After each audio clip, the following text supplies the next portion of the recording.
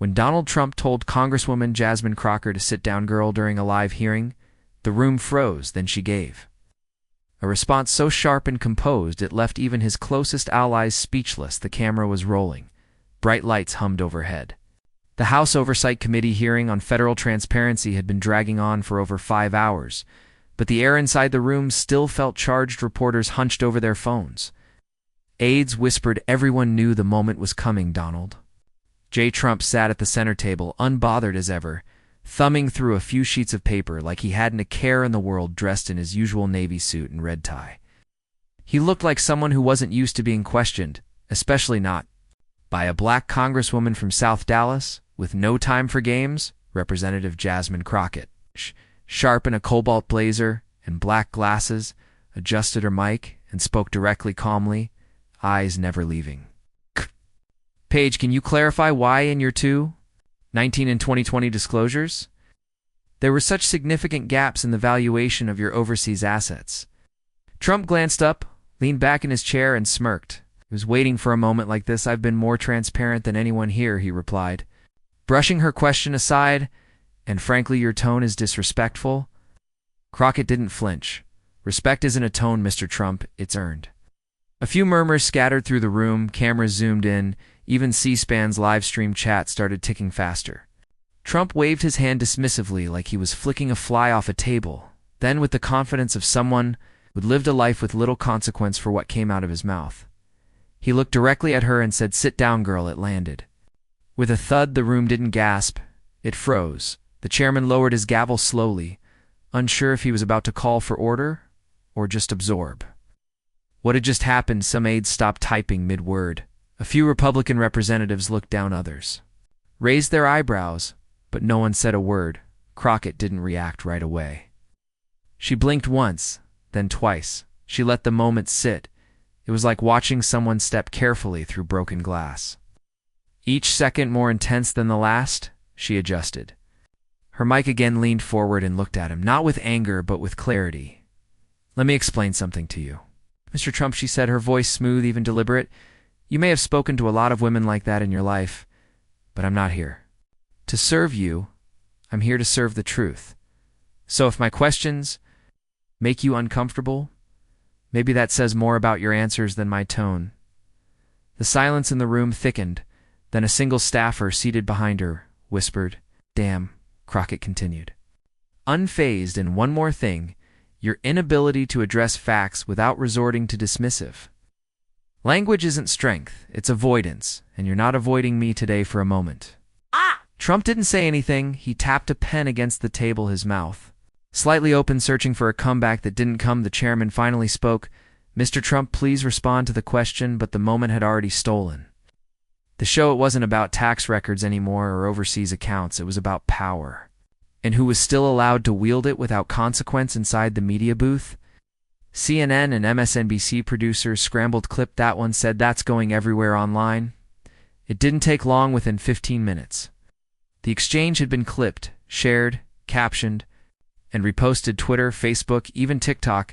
The phrase "sit down, girl" trended globally within the hour, but not for the reason Trump might have imagined. And somewhere in Fort Worth, an elderly woman paused her ironing to rewatch the clip again, eyes wide, shaking her head. Lord have mercy, she whispered. That girl just told him. But Crockett's words weren't just a comeback. They touched something deeper, and that's when things started to shift. You could feel it, that quiet tension after something crosses a line, and nobody quite knows what to say next. The hearing room had seen plenty of heated exchanges over the years, shouting matches, walkouts, even tears, but this wasn't any of that. This was different. The silence wasn't about shock, it was about recognition. Everyone in that room knew what had just happened. They just didn't know what to do with it. Representative Jasmine Crockett didn't raise her voice. She didn't slam her fist on the desk. She didn't even lean back in her chair when she was finished. She just sat there, composed, flipping to her next page like Trump hadn't just tried to diminish her with one phrase that carried the weight of something old, something tired, something deeply familiar to women who look like her.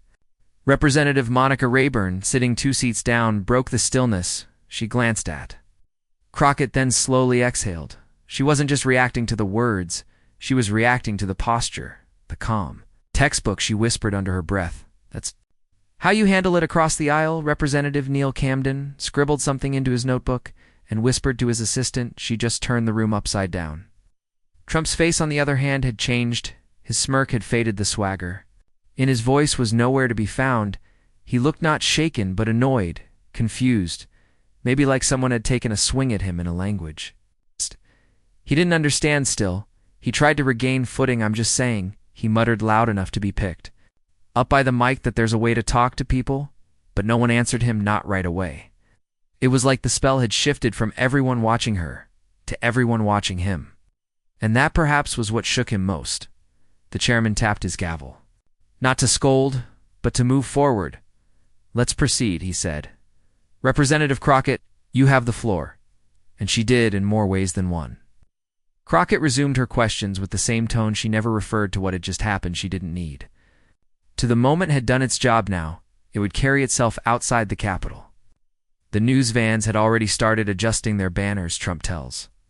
Rep Crockett, sit down, girl. During heated exchange inside cable newsrooms, producers were barking into headsets cut from the budget segment. Go with Crockett. Get the full clip. And in living rooms across the country, people were rewinding, rewatching, sharing it. Their spouses texting it to coworkers at a bar in Columbus, Ohio, to teachers on their lunch break, sat in stunned silence watching it play out on a muted TV. One of them, Janice, mouthed the words, "Did he really just say that?" Her friend nodded, eyes still fixed on the screen. She handled it like a sniper in a college dorm in Tempe. A political science major named Malik Thomas opened his laptop and started a thread titled, "Why This?" Crockett moment matters more than you think. By the next morning, it had over 90,000 shares. Meanwhile, inside the Capitol, ouch, journalists hovered outside the chamber waiting for the hearing to adjourn. Everyone was trying to position themselves near Crockett, but her team had already locked things down. She wouldn't be giving a statement. Yet not today. She walked out quietly, flanked by her aides. Avoiding eye contact with the cameras, someone tried to shout a question. She didn't stop. Her body language said it all. She wasn't looking to go viral. She was doing her job. Later that evening, her communications director, Kiara Owens, opened her phone and nearly dropped it. Over 2 million views in under 4 hours. Hashtags trending, celebrities quoting her line, civil rights leaders calling for interviews. She turned to Crockett, who was quietly finishing up a folder of documents at her desk. You know they're calling this the line of the decade, right? Kiara asked. Crockett didn't look up. They can call it what they want. I call it Tuesday. But while Crockett was staying focused, the rest of the country was just starting to react, and the conversation was about to explode before she was Congresswoman Crocker, before the cameras, before the names started trending every 6 hours. She was just Jasmine, raised in St. Louis, Missouri. Her mother worked nights at a health clinic. Her father was a bus driver who never missed a day behind the wheel. Jasmine grew up in a house where you didn't speak unless you had something worth saying, and when you did, you better say it like you meant it. She wasn't the loudest in school, but she always had this way of making teachers pause. Her classmates joked that Jasmine didn't argue. She cross-examined at 16. She was already volunteering at municipal court proceedings just to sit and listen, not for credit, not even for school. She just liked the way truth sounded when it had no place to hide her path to politics. Started in a courtroom in Texarkana, Texas. Fresh out of law school, she took on a case. No one else wanted a young man wrongfully arrested, held for 3 days, no charges. He didn't have money for a lawyer. The city just wanted it gone. But Crockett didn't take the easy route. She stayed up for 2 nights pulling records, finding contradictions in officer reports, interviewing witnesses that had been ignored. When she walked into that courtroom and laid it all out, the judge stopped her midway, threw opening statements, and said, "Miss Crocker, you sure you're fresh out of school?" She smiled. Only on paper. She won the case in less than an hour. Word got around. That's how she moved quiet wins with loud meaning. Over the next 5 years, she became the person families called when everything else had failed. Police misconduct, land disputes, eviction battles. She took cases for free when she had to, and made her living off the ones she could bill by the time she ran for state legislature.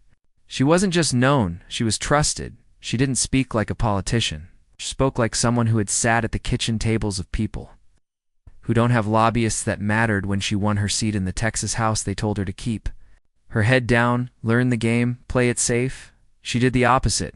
In her first year, she authored a bill pushing back on aggressive policing tactics during protests. It didn't pass, but the hearings drew national attention. That was the first time. Span viewers saw her in action, voice calm, hair pulled back, surrounded by men twice her age who couldn't get her to back down back in. Washington, some party leaders started watching her clips on mute just to study her body language. She didn't blink. Much didn't fidget, never smiled unless she meant it when she eventually ran for Congress. It wasn't about ambition. It was about scale. She wanted a bigger table because she was tired of trying to shout from the hallway, and when she won her seat. She sent her mother a note. It read, "You told me to make my voice matter. I found a bigger mic."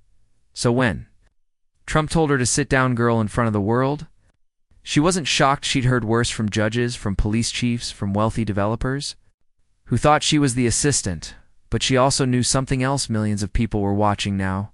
Girls who looked like her women, who had been dismissed with the same kind of lazy disrespect for decades. She didn't need to scream. She didn't need to throw her papers or storm out. She just needed to do what she always did, cut to the truth, and let it stand on its own, and that's why the clip hit. So hard it wasn't just a viral moment. It was a culmination, a story that began in courtrooms. City halls and long nights staring at spreadsheets, trying to keep someone from losing their home. Now all that history had met a platform too. It's big to ignore, but the cameras only caught the exchange. What they missed was what happened behind closed doors. Once the hearing ended, the hearing adjourned just after 5:30 p.m. But the real noise started as soon as the cameras stopped rolling inside the committee room. Aides scrambled to pack up files while reporters tried to snag off the record. Comments from members slipping toward side exits, security escorted Trump out a separate door shielded from the growing crowd of journalists now planted just outside the Capitol steps behind the dais. Jasmine Crockett quietly gathered her papers. Not rushing, not dragging her feet either. A junior staffer handed her a bottle of water without saying a word. She took it, nodded slightly, and moved toward the hallway. She hadn't said anything about the moment yet, not to anyone but everyone around. Her was talking down the corridor. Representative Elaine Brewster leaned against a marble column, whispering into her phone. "Yes, I heard it live." "No." She didn't flinch. "Yes, he really said that in the press room 2 floors down. It was chaos. Dozens of journalists fought for quotes, tweets flying every few seconds. Need confirmation," Trump said. "Girl on the record has." Crockett made any statement? Yet find out if she's doing MSNBC. Tonight, meanwhile, inside a private office just off the floor, Trump was livid. That woman, she was disrespectful, he snapped to one of his advisors. "I was answering the damn question." The advisor didn't respond. He just stood there watching the team of PR strategists huddled by the window, debating whether to release a statement or let it die down. "Should we spin it as banter?" someone asked. "No," another said. The tone was off. She came across sharp, serious. "You try to make it a joke, you'll look worse," one aide muttered. "We should have seen it coming. She's got a courtroom." Mouth. Trump heard that part. What meaning? She doesn't fall for bait." The aide said. "She waits for you to hang yourself back in." Crockett's office. Her chief of staff, Kiara, paced the floor with a phone glued to her ear every few seconds. It buzzed. With another incoming call, CNN, MSNBC, the Root BBC, even a French outlet, wanted comment, but Jasmine was still silent, still seated, still sipping her water. "I need to talk to her," Kiara said into the phone. "No, I don't know if she's going to make a statement. I don't think she's playing it that way." She looked over you. "Okay," Jasmine raised her eyes. "Just for a second, I'm fine. We didn't come here to feed a moment. We came here to ask questions." But even she knew it was bigger than that now outside the Capitol. Protesters had already started gathering. Some held signs that read "Respect Black Women," while others wore shirts with her quote printed in bold lettering. That didn't take long. Someone had it on Etsy. Within hours, one reporter tried to ask her as she exited Congresswoman Crockett, "Do you feel disrespected?" She stopped walking, turned slowly toward the mic and said, "I feel focused." That clip alone was enough to give every morning show a headline. Inside conservative circles, the spin had begun. Talk radio shows played the exchange on a loop, trying to argue that Trump's tone had been colloquial. Others tried to redirect attention. "What about her attitude?" one host barked. "What about her tone?" But the center wasn't holding. This wasn't about tone anymore. This was about pattern in progressive circles. The response was sharp. "Black women don't get to have bad days." One commentator wrote, They get told to sit down, no matter how qualified, how calm, how right they are. Meanwhile, Crockett's inbox filled with emails from strangers, some supportive, some not. One in particular stood out. It read, "You didn't raise your voice, you didn't back down, you didn't blink, my daughter. Just ask me what your name was. That means something, thank you." She read it 3 times, but outside her office. The media storm was far from over, and Trump's team wasn't staying quiet for long by nightfall. Trump's media machine was already humming. The clip had gone viral, yes, but that didn't mean they had to. Let the narrative settle not without a fight inside a sleek office space in Arlington. A team of communication strategists gathered around a flat screen playing the exchange for the 15th time. She didn't yell. One aide pointed out, "What? She didn't get emotional. That's going to make it harder for us, so we flip it." Another responded, "Say he was being casual. Say she misunderstood him." An intern chimed in, unsure. "But it doesn't really sound casual." Everyone turned to him. Silenced. Trump, watching from Mar-a-Lago via a private feed, leaned back in his chair. "They'll forget about it in a week," he muttered. "We just need something louder to push it out of the headlines." So the plan formed fast. Distract, discredit, double down. First came the tweets from political allies, statements of support for President Trump's candor. One senator posted, "What happened today wasn't offensive, it was political theater. And Rep. Crocker knows how to play thecameras." Another pandit tweeted, "This is what happens when we can't even talk to each other without someone crying racism." The next morning, Trump went on a conservative radio show in Palm Springs. The host asked him directly, "Do you regret what you said to Robert Crockett yesterday?" Trump chuckled, "Regret? No. I was just trying to get through a long hearing. She was going on, and I said what I said. People are too sensitive." "But do you think the way you said it? I didn't say anything wrong," he cut in. "And you know what? A lot of people agree with me. They just don't want to say it out loud." He grinned, like it was checkmate, but the damage wasn't going anywhere at the same time. Crockett still hadn't responded beyond her short remark outside the Capitol. Her silence created more noise than any press release could have. People wanted her reaction, but she gave them her focus instead that night during a segment on CBS. Political analyst Trevor Langford broke it down plainly. "This isn't about a phrase. It's about a habit," he said. "It's about a man who's been in power for decades and still speaks like power excuses everything." Back in Texas, local news stations ran features titled, "Who is Jasmine Crockett?" profiling her journey. Hair record. Her courtroom wince. Viewers who had never heard her name before were suddenly paying attention. Meanwhile, her staff was working overtime. Every platform wanted her. That Today Show, CNN, NPR, and Yvonne late night shows were reaching out, but Crockett was selective. She didn't want a mediator. She wanted the hearing record to stand for itself. She told her team, "This is about what Hesed, but it's also about how I responded. That's what matters." Still, the online attacks got worse. Fake quotes, Dr. images, old footage from completely unrelated events, misrepresented as evidence of her buying grude, loud or angry. One video tried to compile every moment she'd interrupted a speaker in prior hearings, framing her as hostile. It racked up thousands of views in far-right circles.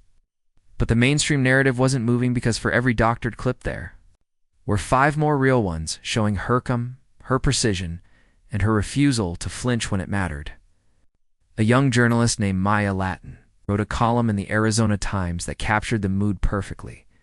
"We don't ask men to make themselves smaller to be heard.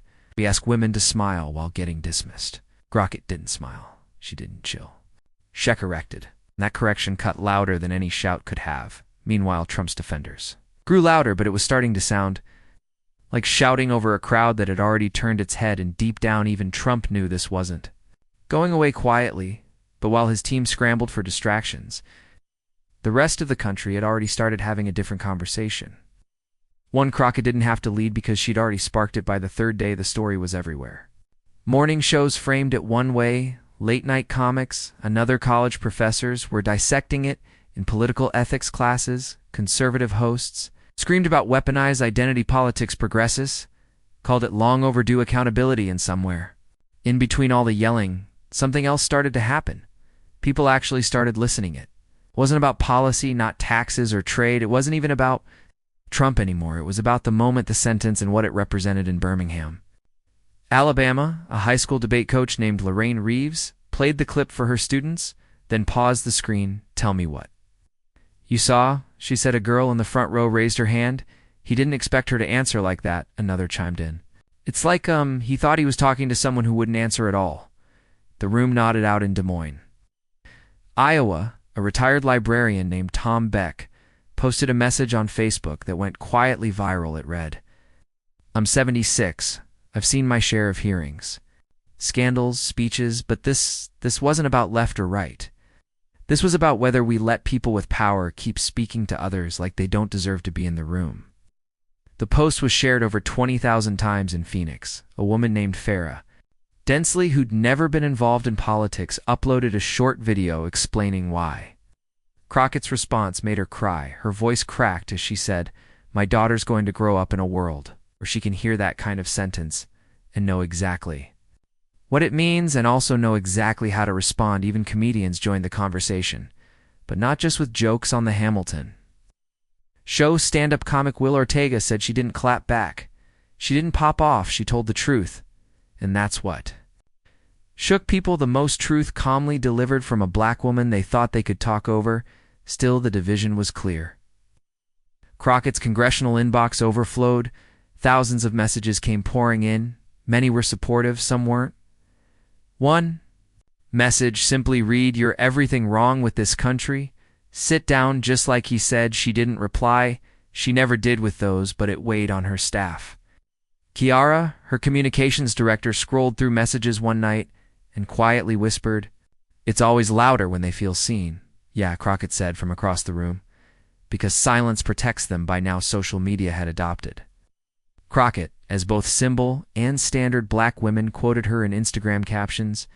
Young girls posted side-by-side images of her and other barrier-breaking women in politics. Twitter threads broke down the phrase, Sit down, girl, like it was a case study in American power dynamics. But it wasn't just commentary on your. Something shifted when a group of middle-aged women in Spokane, Washington, organized a letter-writing campaign to send Crocker handwritten notes of gratitude. Over 300 envelopes arrived by the end of Thuic. Then came the poll numbers.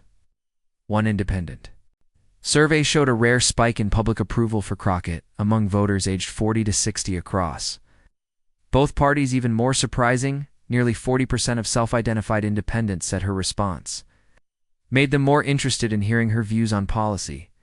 That's when you knew this wasn't just a trending topic. This was resonance in Private Crockett still kept a tight circle. She didn't cry, she didn't vent, but she did talk to her father one night over the phone. He said, You sounded like your mama. In that hearing, she laughed. She would have thrown her shoe. Nah, he said. She would have made him hand it back to her first. It was a rare moment of lightness in a week that had turned heavier than anyone expected, because even as the country argued, dissected, defended, and posted, one truth remained unchanged. Crockett didn't ask for this moment. She just didn't run from it. But what no one expected was that one quiet response would spark something much louder. Just a few days later, a letter from someone she'd never met. 3 days after the hearing, the national conversation stopped being about just Jasmine Crockett and Donald Trump.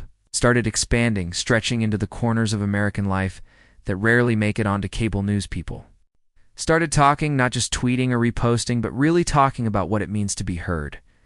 When you're not the expected voice in the room, especially when that room holds power in a university auditorium in Boulder, Colorado, Professor Shelby Gaines stood in front of a packed class, chalk in hand, replaying Crockett's response from the hearing. This, she said, circling the word truth on thighboard, is what composure sounds like when it stands next to power. One student raised his hand and gasped, Why did it go so viral? Iman, he said, worse.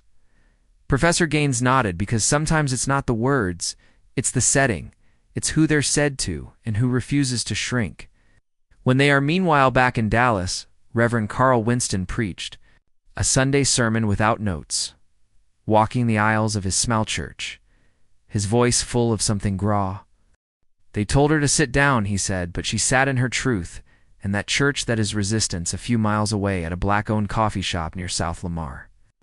Regulars argued over lattes and headlines. She played it perfect, one woman said, stirring. Her tea didn't give them a soundbite, gave them a mirror. But what if she had clapped back harder? Her friend asked. Would it have landed stronger? No, a man at the counter said, turning around. You know why it hit hard? Because she knew she didn't need to be louder, to be stronger. Not everyone agreed, of course. Some tried to bend the moment to fit their own narratives on cable news. Certain commentators framed it as an overreaction. One guest on a syndicated morning show even said maybe it's just how he talks. Shouldn't we give him the benefit of the doubt? That clip spread too, but with fierce rebuttal. Because while the debate raged on television, real stories started surfacing, stories about women, especially black women, being dismissed and meetings interrupted mid-sentence called girl by men with less experience and more power. An assistant principal in El Paso posted a video saying she'd heard that phrase 5 times in her career, never from a student, always from someone in a suit. A healthcare executive from Portland wrote an op-ed for a local paper. Her piece was titled, I was told to calm down, girl, during a budget meeting. I was the CFO. These stories poured out like water behind a broken dam. Not sudden outrage, but long held quiet exhaustion, finally finding words. And through it all, Crockett didn't play the star. She declined interviews on the biggest national platforms. She refused to frame herself as a victim. Her only public comment came during a Q&A with a local journalist in Austin. Do you think he was being intentionally disrespectful? The reporter asked. Crockett paused, then said, I think intent is less important than impact. And if someone doesn't understand the weight of their words, maybe they shouldn't be carrying them in public. That line hit just as hard as the one from the hearing at a round table in Detroit. Civil rights organizers began organizing Speak It workshops for young women of color. The first flyer read, you don't have to yell to be powerful. Just be clear. At a school board meeting in Tallahassee, a high school junior named Jaya read Crockett's quote out loud before making her case for a new student-led ethics committee.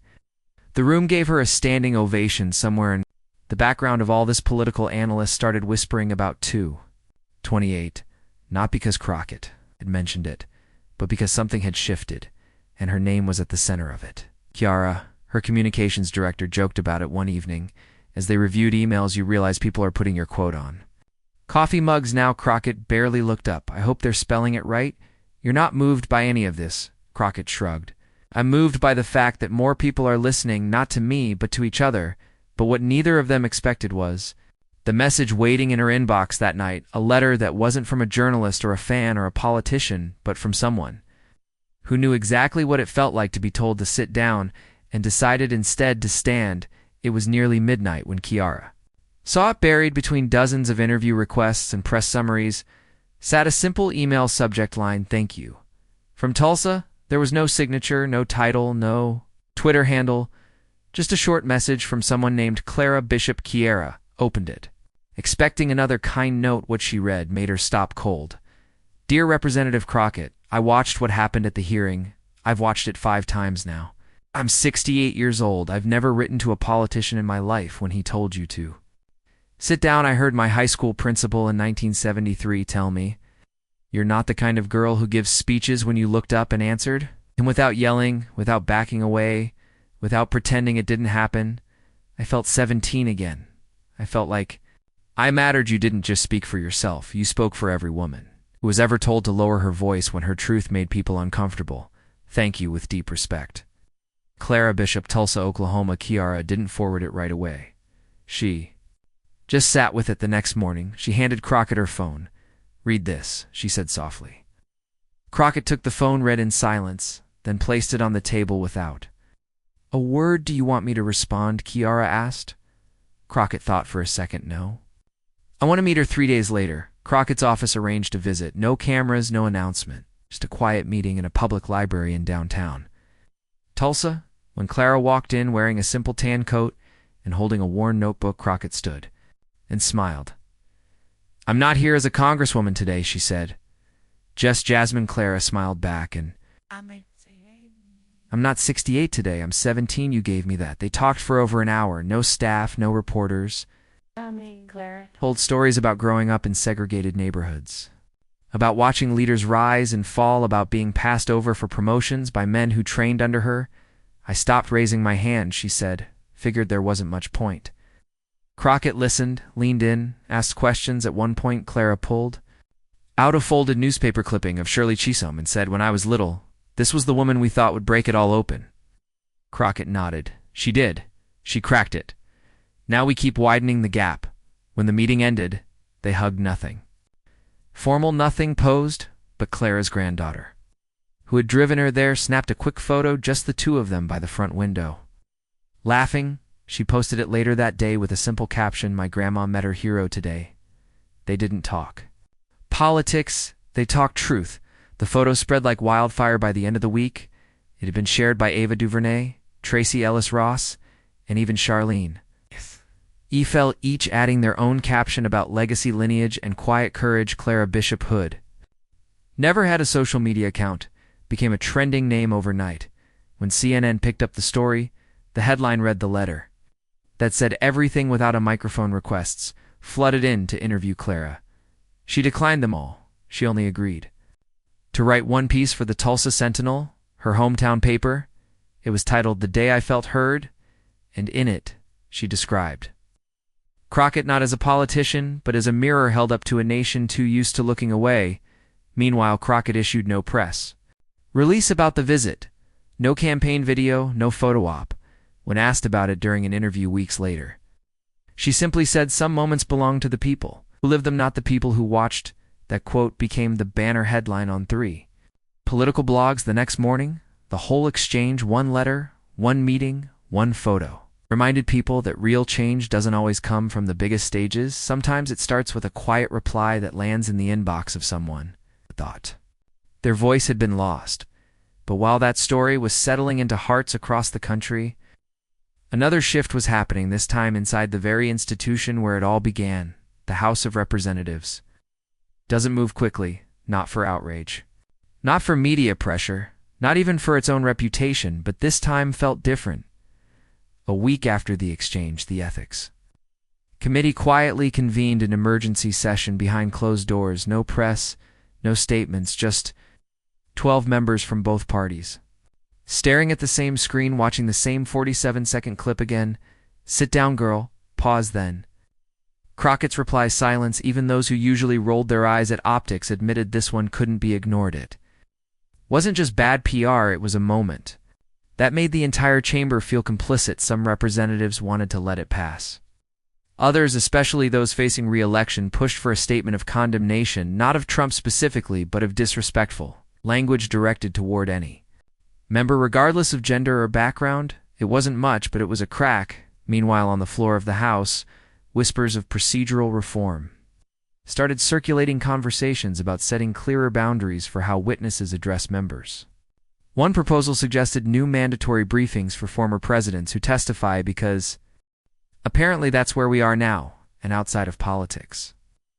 The shift was visible in quieter ways.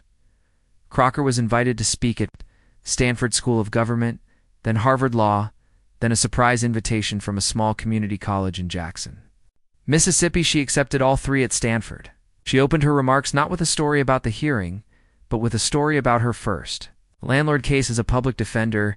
These people weren't waiting for headlines, she said. They were waiting for someone to speak plainly, to listen clearly, to make room for truth in rooms that weren't built for them at Harvard. She spoke about tone, the ways women of color are told. Volume is too loud, even when they whisper their questions too aggressive.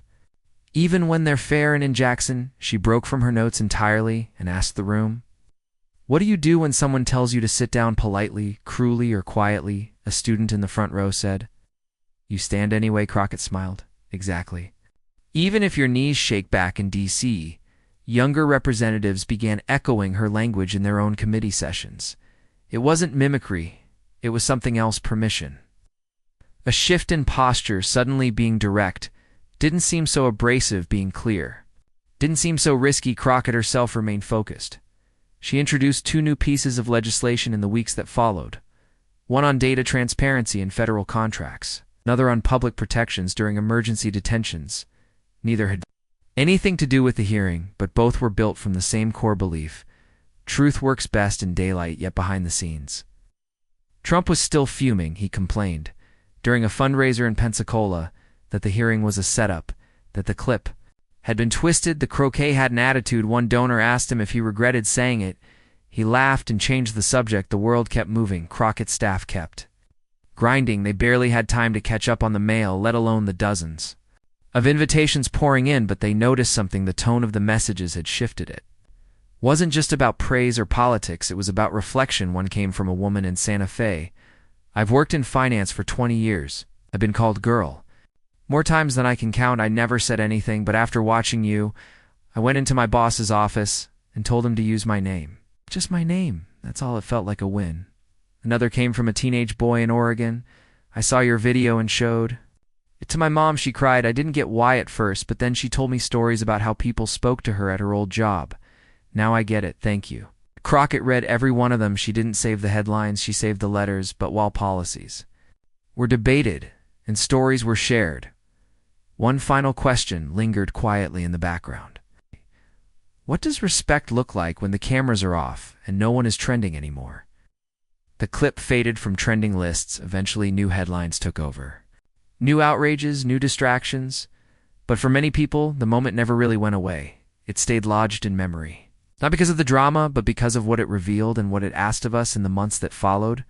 Representative Jasmine Crockett never once used the phrase viral moment to describe what happened. She never called it historic, never leaned into the fame, never gave the media what it wanted, a polished narrative with a clean arc and a big glossy ending, because Crockett knew better than most.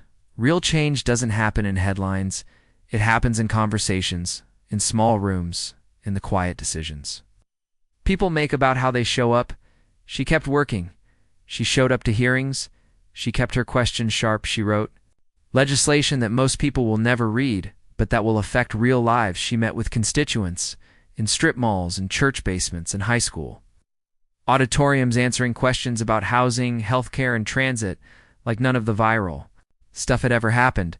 And that's what made people respect her more. It's not the clapback, not the attention, but the steadiness. She didn't turn the moment into a brand. Let it become a reference point, a proof of what it looks like to hold your ground without turning your voice into a weapon. That's what stuck with people. A teacher in Flagstaff said it best during a parent-teacher forum. "My daughter watched that video. She didn't see a woman being disrespected. She saw a woman respond like she knew who she was. That matters in an age of overreaction." Crockett's calm became radical because here's the truth. There are still too many rooms in this country where respect is unevenly distributed to many tables where certain people are expected to stay quiet. Too many conversations where power expects obedience, not honesty. But moments like this don't just expose the cracks. They also show us who's ready to push back without flinching. Crockett didn't win a battle that day. She didn't destroy anyone or shut down anything. What she did was remind us what strength actually looks like. It's not always volume. It's not always fire. Sometimes it's stillness. Sometimes it's the ability to let someone show their hand while you hold your ground. And sometimes it's just saying, you don't get to talk to me like that. Simple, clear, undeniable. So what's the lesson here? Maybe it's this. If you know who you are, you don't need to prove anything in the moment. You just need to be consistent. When someone tries to shrink, you don't match their energy. Hold yours, because sooner or later, people will see the difference. Remember the way you carried yourself, the way you didn't flinch, the way you made it clear without being cruel. And that stays with them. So whether you're in a courtroom, a classroom, an office, or a hearing on live television, speak with purpose. Ask questions that matter.